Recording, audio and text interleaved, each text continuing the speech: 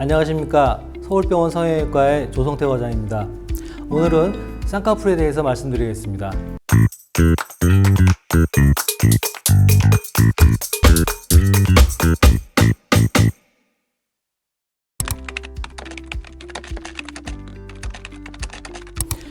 쌍꺼풀이라고 하는 거는 눈 위쪽 상안검 부위에 주름이 이렇게 있는 거를 보통 쌍꺼풀이라고 부릅니다. 요것을 만드는 수술을 쌍꺼풀 수술이라고 이야기합니다. 이 쌍꺼풀은 동양인에서는 약 50% 정도, 한 절반 정도에서 가지고 있고 서양인은 대부분 다 있고요. 동양인 같은 경우에 이 50%의 경우에도 나라만의 조금씩 차이는 있다고 합니다.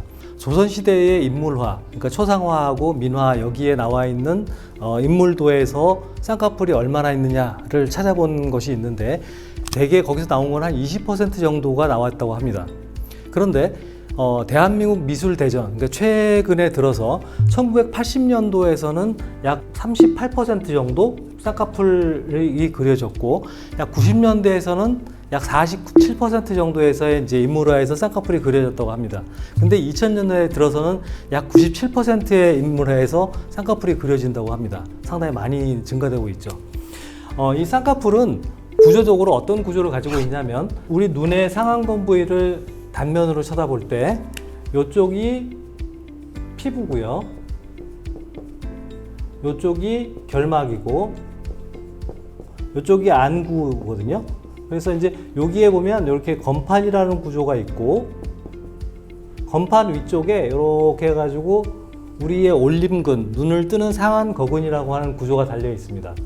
이 구조가 위로 당기면서 눈이 떠지고 감겨지고 하는 건데, 요 구조가 눈을 떠지게 할 때 요 피부와 요 상안거근을 연결시켜 주는 것, 요 부분을 연결시켜 주는 방법이 결국 쌍꺼풀 수술이 되겠습니다. 요것이 이제 쌍꺼풀의 원리이고, 요것을 무엇으로 만들어 주느냐에 따라서 수술법이 달라지게 되는 거죠. 예를 들어서 요거를 단순히 이제 실로 이렇게 딱 묶어서 당겨지게 하는 방법은 소위 말하는 봉합법, 매몰법 하는 방법이 되는 거고, 여기를 절개를 해서 직접 요 피부를 붙여주는 것, 이게 이제 절개 방법의 수술법이 되는 거죠. 요 쌍꺼풀은 크게 세 가지로 나눠집니다. 하나는 이렇게 쌍꺼풀이 있는 쌍꺼풀 자체가 앞쪽은 많이 다 가려지고 뒤쪽 부위만 조금 이렇게 보이는 요 쌍꺼풀을 인라인이라고 보통 표현을 하고, 요 쌍꺼풀이 보통 바깥에서부터 시작해서 바깥으로 끝나는 이런 것을 보통 우리가 아웃라인이라고 통상 이야기합니다. 또 요 두 개의 가운데 라인, 즉 쌍꺼풀 라인 이렇게 시작해서 앞쪽 부분에서 끝에쯤 와서 끝나는 방법, 여기까지 보이는 방법을 요 두 가지를 기준으로 해가지고 보통 인아웃 라인이라고 표현을 합니다. 물론 요런 쌍꺼풀의 라인이 세 가지가 있고 꼭 이 세 가지로 꼭 절대적으로 구분되는 건 아니지만, 요 세 가지에 영향을 주는 가장 큰 것이 또 있다면 앞에 몽고주름이라고 해서 우리가 살이 이렇게 내려와 있는 경우가 있습니다. 요 몽고주름이 있을 때 라인이 또 많이 달라지는 경우가 있기 때문에 요 몽고주름하고 요 라인에는 상당한 상관관계가 있다라고 보시면 되고, 라인은 특별히 요 세 가지 정도로 구분된다라고 생각을 하시면 됩니다. 이런 수술을 할 환자분이 약물을 뭘 먹고 있는지, 알러지가 심한 게 있는지, 혹은 눈 주변에 어떤 질환이 있는지, 또 전신 질환을 갖고 있는지, 여기에 눈이나 이런 부분에 어떤 큰 상처가 있어서 어떤 쌍꺼풀 수술을 하거나 이럴 때 영향을 줄 만한 것들이 있는지, 이런 것들을 이제 고려해 보는 게 이제 가장 우선일 거고요.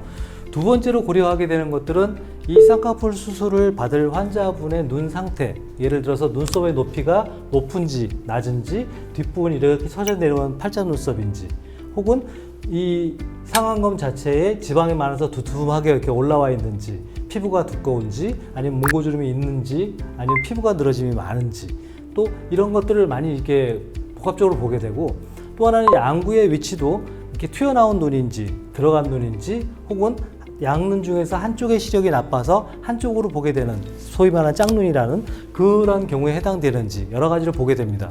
그러나 이 중에서 가장 중요한 것은 양눈, 우리가 보통 쌍꺼풀 수술할 때 수술에서 가장 중요한 포인트는 양쪽이 같이 비슷하게 만들어지는 것이기 때문에 양눈이 많이 다르다면 문제가 될 수 있어요. 그래서 그 부분이 다른 것들을 보통 우리가 짝눈이라고 표현을 하지만 어떤 병적인 상황, 예를 들어서 눈에 신경이 다쳤다든지 뭐 사고나 어떤 뭐 선천성 질환에 의해서 한쪽 눈이 작다든지 이런 것을 제외한 나머지에서는 소위 말하는 짝눈이거든요. 이런 짝눈 같은 경우에 가장 큰 원인은 역시 안면 비대칭, 얼굴의 좌우가 다른 것이 원인이 될 수 있습니다. 얼굴이 좌면 비대칭 같은 경우에는 선천성인 경우도 있고 약간 이제 후천적으로 한쪽에 다치거나 한쪽을 많이 쓰거나 그래서 그럴 수도 있고 원인은 여러 가지가 있습니다. 하지만 이 안면 비대칭은 거의 모든 사람이 다 있다고 생각하셔야 될 거고 이 안면 비대칭 때문에 눈도 결론적으로 모든 눈이 다 똑같거나 하지는 않습니다. 따라서 수술의 결과도 역시 똑같이 나오지는 않겠죠. 그 부분이 가장 중요하고요. 그 다음 고려해야 될 거는 역시 이제 환자분들이 어떤 눈을 선호하는지 그 부분이 또 가장 중요합니다. 그 부분은 어떤 환자분은 이제 아웃라인을 주로 원하시는 분도 있고 어떤 분들 같은 경우에는 티 안 나게 속으로 뭐 이런 경우도 있고 그래서 저희 성형외과 의사들이 이 수술을 보완을 하거나 디자인을 할 때는 이런 여러 가지들을 복합적으로 생각을 해서 판단을 하게 됩니다. 이 쌍꺼풀 수술은 미용 성형 분야에서 가장 많은 수술이 시행되기 때문에 아주 다양한 케이스 또 다양한 합병증, 다양한 불만족들이 존재하게 됩니다. 실제로 성형외과에서 발표된 논문에 의하면 수술한 환자의 약 20%에서 30% 정도에서 2차 수술을 요구하게 된다고 합니다. 또 2차 수술을 요구하는 환자들 중에서 역시 한 70% 정도에서는 만족을 하고 또 나머지 30% 정도에서는 3차 수술을 계획한다고 합니다. 또 다른 논문에 의하면 아주 경험이 많은 성형외과 의사가 수술했을 경우에도 약 10% 정도에서는 2차 수술을 요하게 된다고 합니다. 이런 논문의 결과를 볼 때 쌍꺼풀 수술이라고 하는 것은 많이 시행되고 가볍게 시행되고 될 수 있는 면이 있기는 하지만 아까 말씀드린 대로 이런 아주 까다로운 면을 가지고 있는 것도 사실입니다. 따라서 성형수술을 계획하고 계시고 특히 쌍꺼풀 수술을 계획하고 계신다면 전문의 선생님과 충분한 상담, 아주 진지한 토론, 심도 있는 진찰 진행하시고 수술하시기를 당부드립니다. 감사합니다. 다음 시간에는 지금 말씀드린 쌍꺼풀 수술의 여러 수술법들을 비교해서 말씀드리겠습니다.